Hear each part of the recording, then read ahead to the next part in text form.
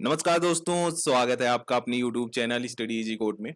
आज का जो हमारा टॉपिक रहने वाला है वह काफी इंपॉर्टेंट विषय पे रहने वाला है। हाल ही फिलहाल में जो हमारे नीति आयोग के सीईओ हैं सुब्रमण्यम साहब, उनके द्वारा बताया गया है कि इंडिया ओवरटेक कर लिया है जापान को एंड फोर्थ लार्जेस्ट इकोनॉमी बन गया है पूरे वर्ल्ड में, अगर हम देखें तो। ठीक है, तो आज का जो हमारा डिस्कशन रहने वाला है इसी के रिगार्डिंग रहने वाला है। चलिए आगे बढ़ते हैं और देखते हैं कि एग्जैक्टली हुआ क्या है, क्या क्या डेवलपमेंट्स हुए हैं जिसकी वजह से हमें यह सारा रिजल्ट देखने को मिला है।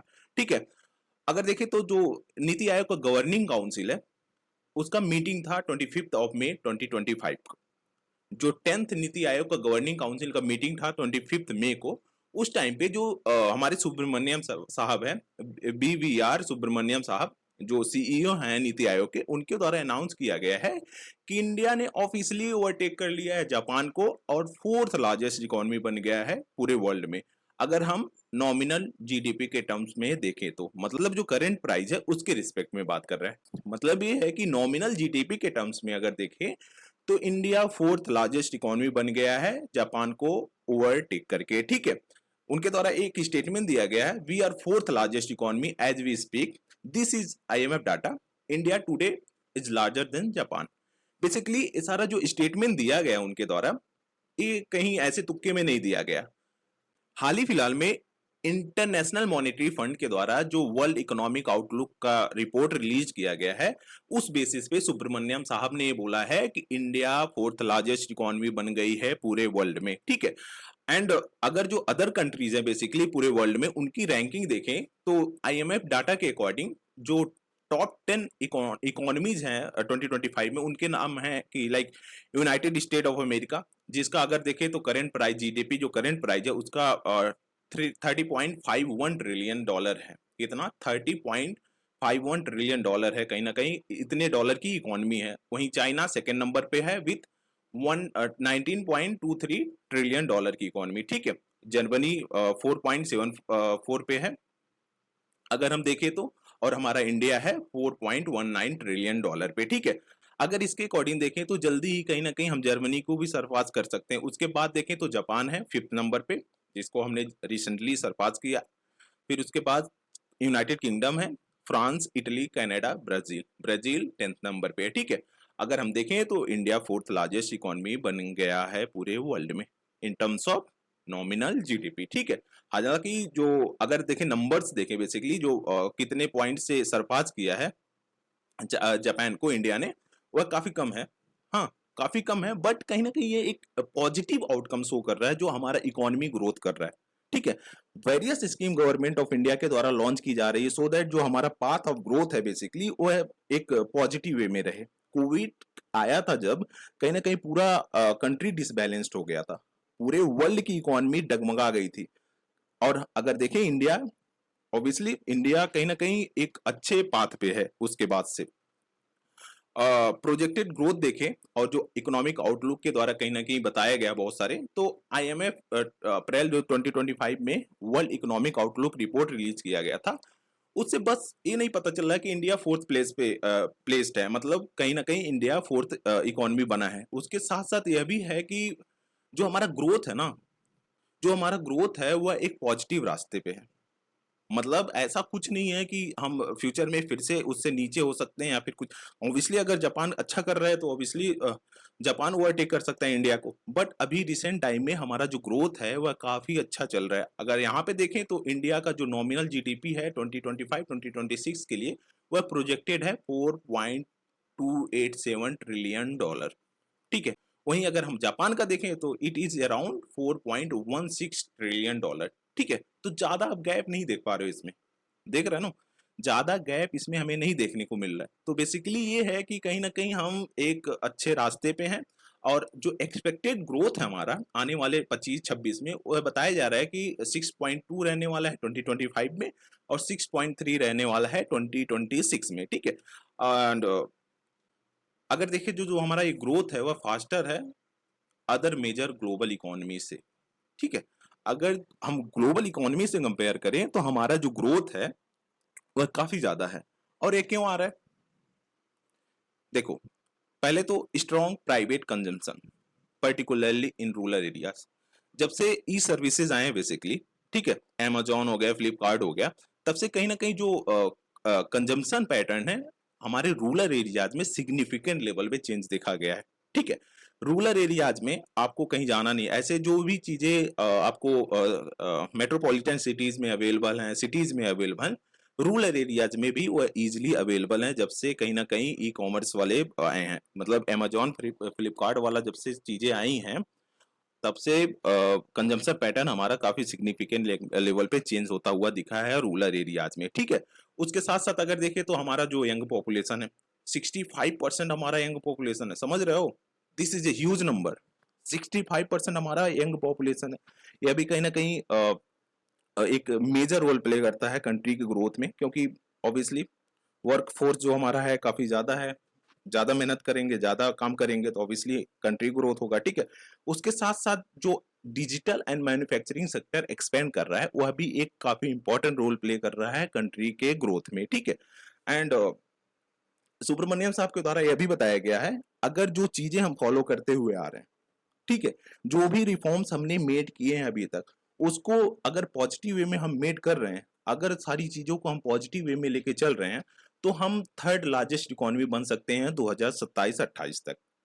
ठीक है, मतलब ये है बेसिकली जो चीजें हम करते हुए आ रहे हैं, अगर वही सेम चीजें करते हुए आगे बढ़ रहे हैं, कोई भी हर्डल क्रिएट नहीं हो रहा है, जैसे कोविड आया था, तो कहीं ना कहीं हम फोर्थ थर्ड लार्जेस्ट इकोनॉमी बन जाएंगे, कब तक, 2027-28 तक। ठीक है, एंड क्या क्या चीजें ऐसा है, पॉलिसी रिफॉर्म हमें इसको कहीं ना कहीं कंटिन्यू रखना होगा, और उसके साथ साथ जो इंफ्रास्ट्रक्चर में इन्वेस्टमेंट आ रहे हैं, एफडीआईज वगैरह आ रही हैं, उसको भी कहीं ना कहीं कंटिन्यू रखना होगा। हमें ऐसे पॉलिसीज बनाने होंगे कि ताकि और एफडीआई अट्रैक्ट करें। हम देख रहे हैं कि कंट्री जैसे बहुत सारे ऐसे जो मैन्युफैक्चरिंग प्लांट्स हैं, बेसिकली जैसे आप एप्पल का ले लो, कहीं ना कहीं चाइना से इंडिया में आ रहा है, समझ रहे हो, चाइना से इंडिया में आ रहा है, तो इंडिया में डेवलप होगा, ऑब्वियसली हमारा कंट्री ग्रोथ करेगा।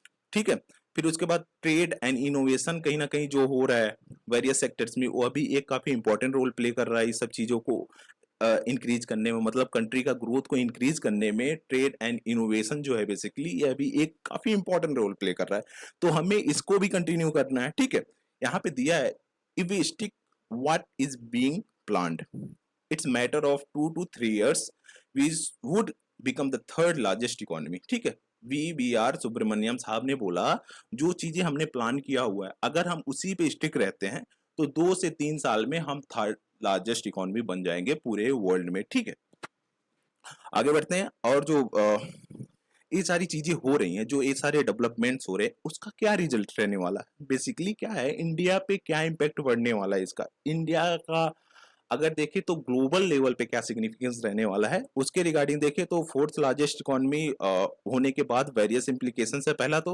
ग्लोबल इन्फ्लुएंस, जो हमारा इन्फ्लुएंस है लाइक आईएमएफ में, G20 में, वर्ल्ड बैंक पे, वह काफी ज्यादा इंक्रीज होगा, मतलब जो हमारा वॉइस है ना उसको एक बूस्ट मिलेगा, हम भी कुछ चीजें ऐसे रख पाएंगे ताकि अदर कंट्रीज भी उसको फॉलो करें, समझ रहे हो, तो कहीं ना कहीं जो वॉइस है इंडिया का उसको एक बूस्ट मिलेगा।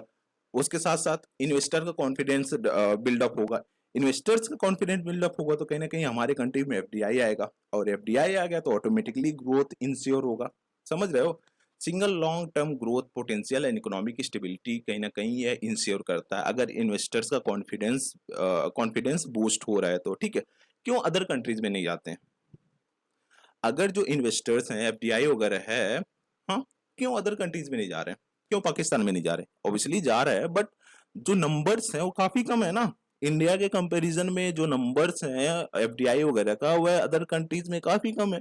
तो रीजन क्या है, क्योंकि वहां पे वैसी पॉलिसीज को नहीं फॉलो किया जा रहा है, वहां पे ऐसे स्टेप्स नहीं लिए जा रहे हैं जो कि एफडीआई को अट्रैक्ट करे, समझ रहे हो, इंडिया कहीं ना कहीं वेरियस स्कीम्स को लॉन्च किया है रिसेंट टाइम में, जो एक काफी ज्यादा इंपॉर्टेंट रोल प्ले कर रहा है इसमें, जैसे हो गया credit linked capital subsidy, startup India हो गया, credit guarantee schemes, various credit guarantee schemes जो लाए जा रहे हैं गवर्नमेंट के द्वारा। ठीक है, उसके साथ साथ Atal innovation mission, seed fund scheme, तो ये सब चीजें कहीं ना कहीं एक इनोवेशन को बढ़ावा दे रहे हैं कंट्री में, ग्रोथ इसी से आता है। ठीक है, फिर उसके बाद strategic power shift, reflect the shift economic gravity from west to Asia, हमारे यहाँ जो बेसिकली पॉपुलेशन है वो काफी ज्यादा है, समझ रहे हो, पॉपुलेशन काफी ज्यादा है, स्पेशली अगर हम यंग पॉपुलेशन की बात करें, तो जब यंग पॉपुलेशन है तो लेबर कॉस्ट ऑब्वियसली कम रहेगा, ठीक है। तो कहीं ना कहीं जो चीजें हैं ना, जो फैक्ट्रीज एक तरह से जो इकोनॉमिक हब बोला जाता था वेस्टर्न कंट्रीज, वो शिफ्ट हो रहे हैं एशिया के तरफ। एशिया में इंडिया एक इम्पोर्टेंट रोल प्ले कर रहा है इस ग्रोथ को इंश्योर करने में। किसी भी कंपनी का अगर ग्रोथ होता है, ठीक है, तो कहीं ना कहीं जो उसका पावर है वह जो लेबर कॉस्ट है, ये सारी चीजें मैटर करती हैं, ठीक है। तो अगर कोई भी कंपनी सेटअप हो रही है कहीं भी, तो कहीं ना कहीं जो लेबर कॉस्ट वगैरह है वह काफी इंपॉर्टेंट रोल प्ले करते हैं। तो कहीं ना कहीं ये सारी चीजें भी हैं जो कि शिफ्ट कर रही हैं जो वेस्ट से ईस्ट की तरफ इकोनॉमिक ग्रेविटी को, ठीक है।